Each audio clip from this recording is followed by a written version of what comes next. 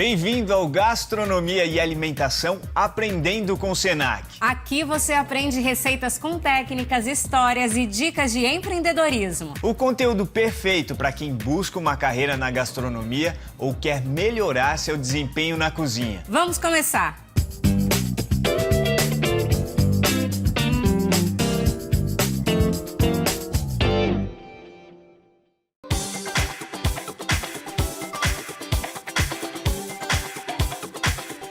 Ô Félix, posso te contar um segredo? Claro que sim, Areta. É o quê? É o final daquela série que tá todo mundo assistindo? Não.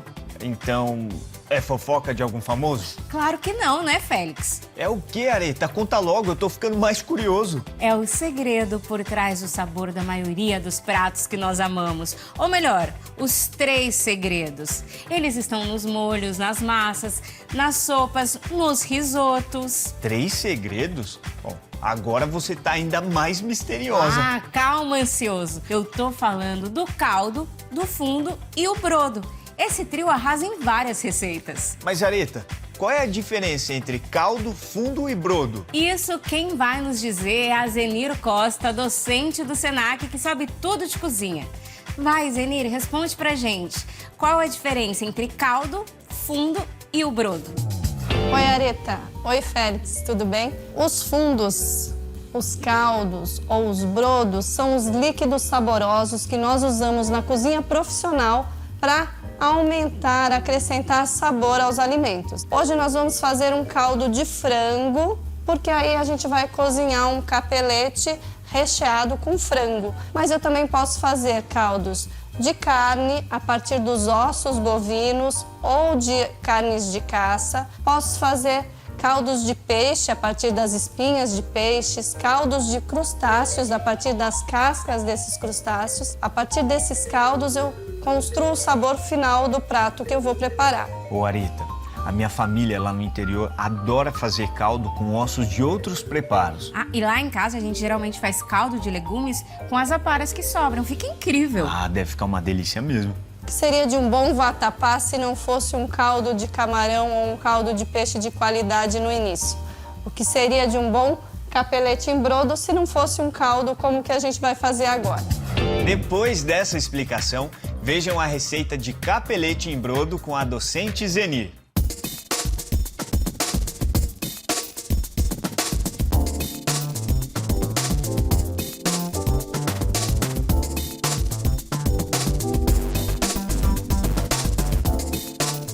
Aqui eu vou fazer um brodo de frango. Para fazer o brodo, eu preciso da proteína, do mirepoix, que é o mirepoix.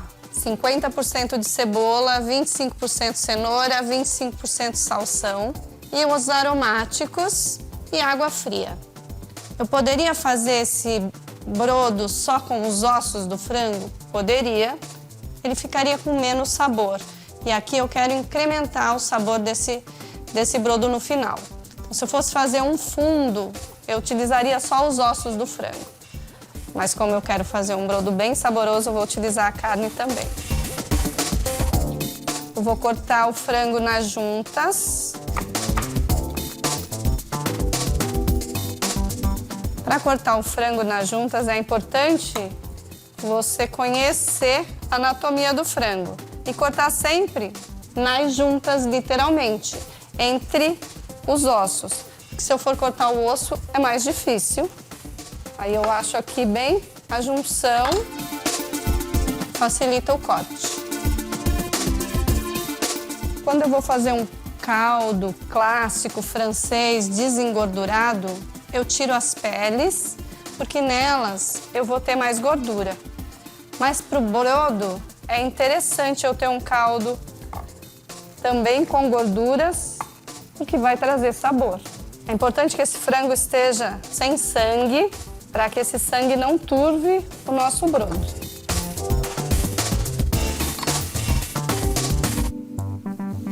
Agora eu vou levar tudo para a panela. Como eu vou fazer um brodo, um caldo amarelo, eu vou fazer uma leve selada nessa proteína. Depois eu vou acrescentar o mirepoix e dar uma leve dourada e depois a água fria. Eu uso a água fria porque eu quero que o frango vá liberando o sabor, Quero tirar todo o sabor dessa carne enquanto a água aquece. Se a água já estivesse quente, eu selaria esse sabor dentro dos pedaços de carne e o caldo não ficaria tão saboroso.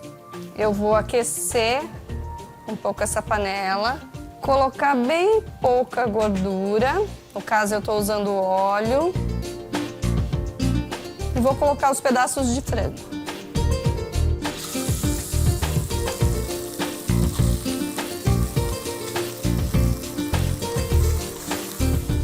Eu vou acrescentar aqui a cebola, a cenoura e o salsão. Eles estão com cortes assim grandes porque no final eu vou coar essa produção e utilizar apenas o caldo. E o tamanho do corte tem que ser proporcional ao tempo que eu vou demorar fazendo este caldo.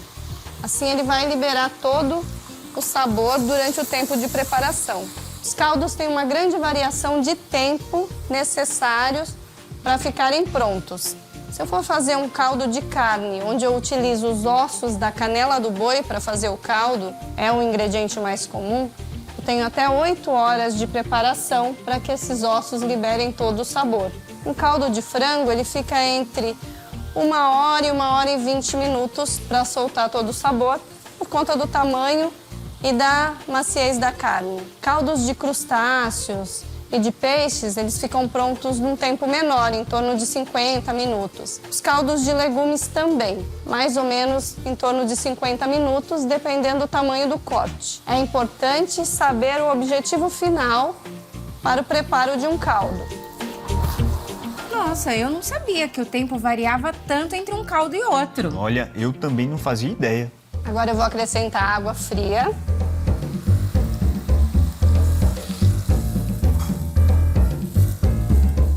É importante que a água cubra todos os ingredientes que estão na panela e que esteja fria para que esses ingredientes liberem o sabor enquanto a água esquenta.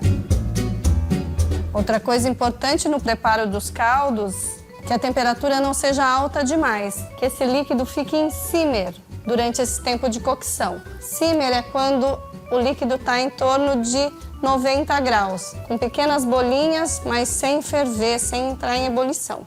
Enquanto o caldo começa a aquecer, eu vou preparar os aromáticos clássicos para o preparo de um fundo, de um caldo ou de um brodo. Vou começar com um sachê d'épices. Nada mais é do que um sachê de especiarias. E a gente usa no sachê especiarias que a gente vai colocar para dar sabor e aroma nesse caldo, mas que a gente vai deixar ali por algum tempo. Quando soltar, liberar o aroma que eu quero, já atender a minha expectativa, eu posso retirar da produção.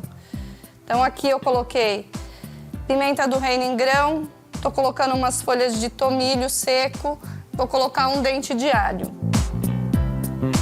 Vou amarrar, fazer como um saquinho de chá. Posso usar sachê d'épices em qualquer produção líquida, que eu coloque o sabor que eu quero e retire na hora que já atendeu a minha expectativa, a minha necessidade de sabor e de aroma nessa produção. Então aqui eu tenho um sachê. É interessante sempre cortar as aparas do tecido que a gente usa. Normalmente se usa etamine ou gaze, aquela gaze para curativo, para fazer o sachê. E é legal a gente tirar esses excessos para que não fique aquele tecido na produção. Por que que eu deixei com uma ponta pequenininha e outra ponta maior? Porque essa ponta maior, ela tem essa utilidade. Eu amarrar aqui o cabo da panela e retirar quando eu quiser retirar. Então, por isso que ele é maiorzinho assim.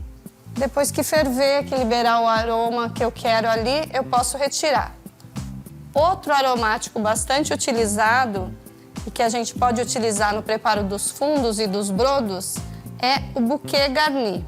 O que é o buquê garni? É um buquezinho de ervas que eu consigo amarrar. Então aqui eu coloquei alho poró, talo de salsinha, alecrim, vou colocar uma folha de louro e vou prender isso tudo também com a ajuda de um barbante.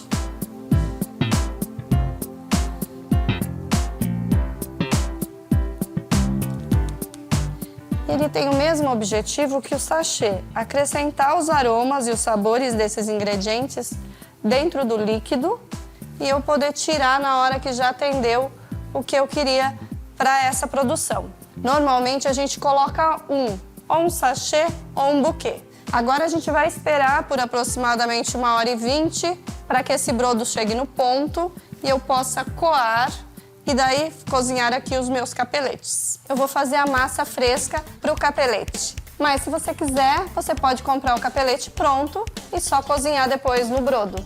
Aqui eu tenho 300 gramas de farinha de trigo. Aqui eu vou fazer dentro do bowl, mas você pode fazer na sua bancada. Uma pitadinha de sal. Uma pitadinha de açafrão da terra ou cúrcuma para dar coloração. E os ovos. Sempre que eu vou fazer massa fresca, uma mão limpa segurando o bowl e a outra que vai misturar os ingredientes. Posso fazer na batedeira? Pode fazer na batedeira, desde que você tenha uma batedeira que consegue bater massa pesada, porque essa é uma massa dura, não é uma massa como a de bolo. E aqui é só juntar bem os ingredientes e fazer uma massa homogênea. Essa massa pode ser utilizada para fazer macarrão, para fazer a massa da lasanha ou qualquer outra massa recheada italiana. Vai funcionar muito bem. Massa sovada, homogênea, firme. Eu vou deixar essa massa descansar para abrir e fazer os capeletes. Vou colocar a massa num plástico e deixar ela descansar. Enquanto isso, meu caldo já está bem aromático. Eu vou tirar o sachê.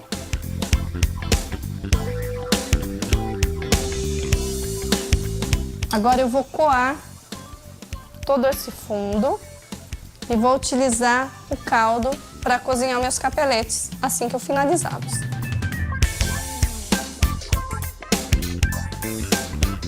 O aroma desse brodo enche o ambiente. Olha, esse caldo de frango deve estar muito cheiroso, hein? Parece que dá para sentir o cheiro daqui. Agora eu vou reservar esse brodo e finalizar os capeletes. Zenir, a receita tá maravilhosa. Mas você poderia explicar pra gente? Depois de coar o caldo, o que se faz com o que sobrou dos ingredientes?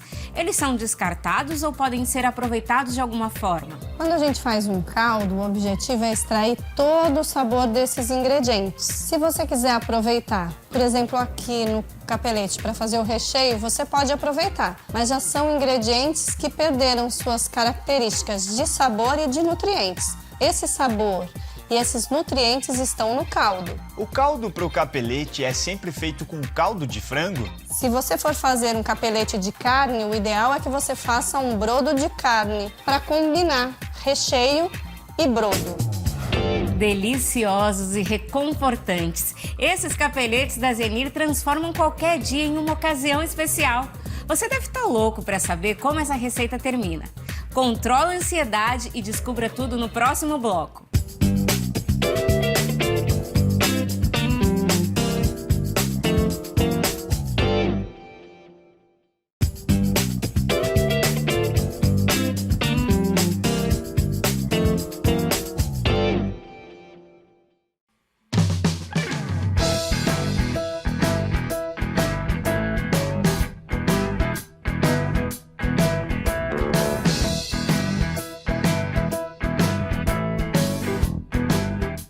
Estamos de volta. A docente Zenir ensina a preparar um clássico da gastronomia italiana, o capelete em brodo.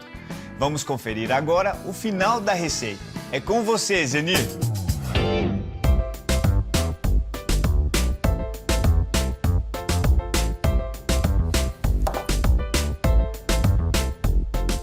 Agora eu vou abrir a minha massa.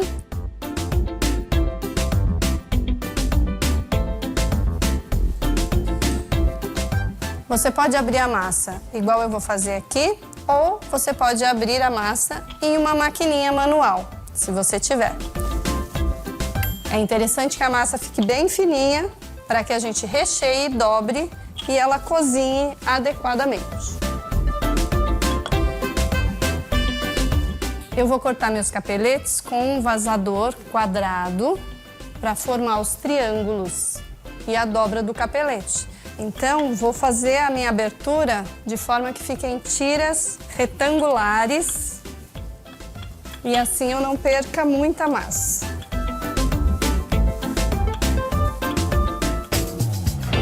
Para cortar minha massa, eu vou usar um vazador quadrado.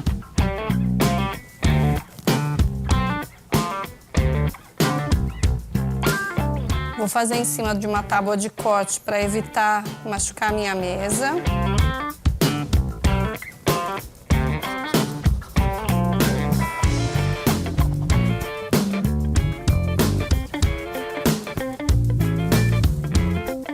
Você pode fazer também com a faca, cortar pequenos quadrados, mantendo um padrão de tamanho.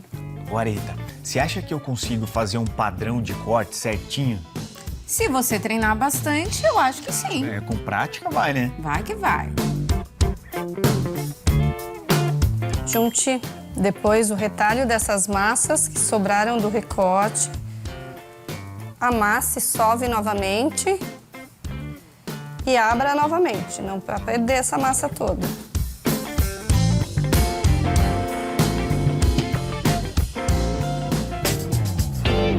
Aqui eu tenho o frango que foi desfiado, bem cortadinho, depois de cozido, e refogado com alho, cebola e cheiro verde. Esse vai ser o recheio do meu capelete. Vou pegar os quadradinhos de massa, uma bolinha de recheio. Esse recheio tem que estar assim, bem enxuto, para não impedir que a massa se feche. Vou colocar no meio do quadradinho, dobrar um triângulo, apertar nas laterais e vou fazer uma dobrinha, segurando aqui e dobrando o chapéuzinho. Outra massinha, eu deixo sempre a parte que tem menos farinha para a parte de dentro, para conseguir fechar com mais facilidade. Uma bolinha de recheio. Fecho o triângulo, envolvo o meu dedo, fecho e dobro o chapéuzinho. Olha que bonito, Félix. Ela capricha muito, parece um origami. É verdade, fica lindo.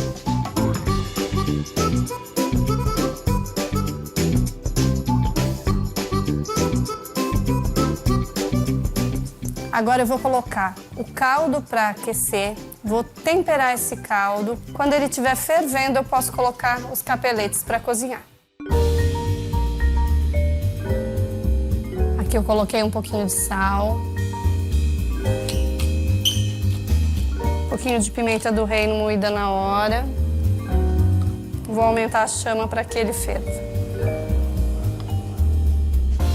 Agora que o caldo ferveu, eu vou colocar os capeletes e esperar que eles cozinhem.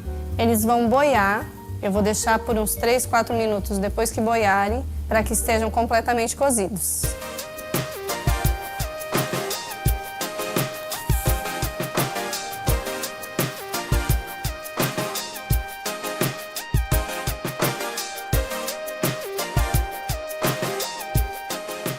Capeletes cozidos, eu vou tirar.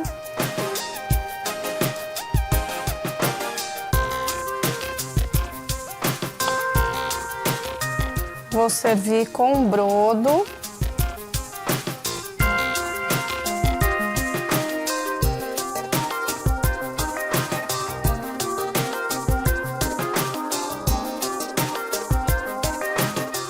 Para servir, eu devo colocar o queijo parmesão ralado.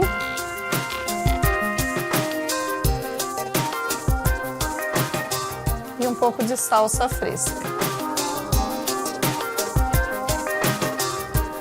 Depois da salsinha, eu posso colocar um pouco de pimenta do reino, porque eu gosto bastante, já coloquei lá no brodo.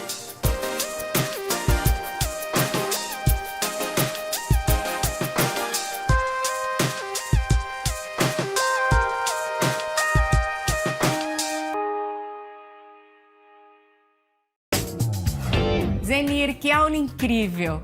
Mas me diz uma coisa, como você sabe que a massa está no ponto certo de cozimento? Pela experiência, você vai ver a diferença na coloração e na textura da massa. Quando você ainda não tem muita prática no cozimento de massa fresca, o ideal é você tirar cortar e ver se não existe uma linha de massa crua no centro. Se existir essa linha, você deixa cozinhar mais um pouco as outras massas que estão na panela. Qual a proporção recomendada entre recheio e massa? É importante que eu consiga fechar a massa. Por isso, o importante é colocar uma pequena quantidade de recheio para que eu consiga, com a mão, apertar as bordas da massa. Se eu colocar recheio demais, não vai fechar e o capelete vai abrir na hora do cozimento. Se eu colocar muito pouco recheio, vai ficar uma massa assim, um pouco sem graça. Então, o ideal é ir testando e colocar o máximo de recheio que você consiga fechar bem o capelete. Eu posso cozinhar a massa antes e depois adicionar o caldo?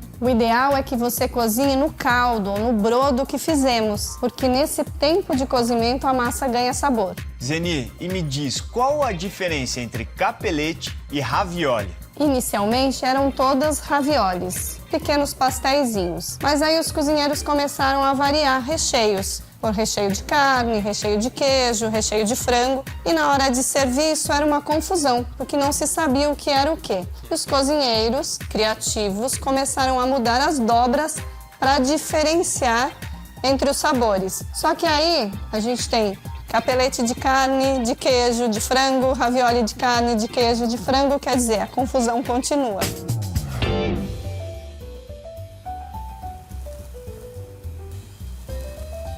Lembrei da minha nona. Esse é um prato que se diz reconfortante, um prato para ajudar a recuperação do organismo. Um brodo assim é bom para depois da gripe, quando você está muito cansado, isso vai te fazer bem. É importante que a gente tenha um brodo bem saboroso, com bastante gosto de frango. O capelete no recheio também tem que estar bem temperado para não ficar um prato insosso, uma sopa insossa. Eu gosto sempre de usar o queijo parmesão depois e a salsa. A salsa vai dar um frescor e o queijo parmesão vai dar untuosidade. Um prato que se diz na gastronomia comfort food, porque eu tenho memórias de infância com esse prato. Eu espero que vocês gostem também. Ai, que bonitinha, mas é isso, né? Comida que lembra a infância é sempre mais gostosa, mais saborosa. Areta, Félix, tchau e até a próxima. Tchau, Zenir. Nós adoramos a receita. Tchau, Zenir. Muito obrigada. E se você quiser aprender mais receitas incríveis e conteúdos especiais sobre gastronomia, acompanhe nossos próximos episódios. Siga com a gente no Gastronomia e Alimentação Aprendendo com o Senac. Tchau e até a próxima. Tchau, tchau.